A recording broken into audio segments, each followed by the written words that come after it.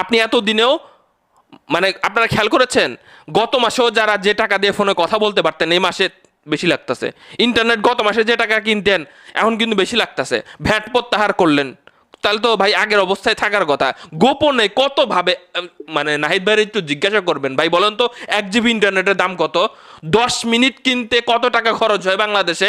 দেখেন তো বলতে পারে কিনা, উনি এই সেক্টরটার খোঁজ রাখে কিনা, নাকি ওনার কি দায়িত্ব দেওয়া হয়েছে উনি কিনে পড়ে আছে। আপনাদেরকে একটা উদাহরণ দেখাই, দেখেন 2-3 দিন আগেও বাঙালিং সিমে 10 টাকায় 15 মিনিট পাওয়া যাইতো। আজকে আমি 10 টাকা দিয়ে কিনতে গেছি, 10 টাকাতে 10 মিনিট পাওয়া যাচ্ছে। কোনো কৈফত আছে, কোনো জবাবদিহিতা আছে? ধিক্কার জানাই নাহিদ ভাই, সময় কিন্তু এখনই আপনার মানুষের কাছ থেকে ভালোবাসা অর্জন করার। আমাদের সেই উল্লেখিত চাহিদা যে আমার ব্যালেন্সের মেয়াদ থাকবে না, মিনিটের মেয়াদ থাকবে না, ইন্টারনেটের মেয়াদ থাকবে না, সেটা আশা করি আপনার কাছ থেকে। সেই আশা তো ভাই করা মানে আমি মনে দুঃস্বপ্ন দেখতেছি।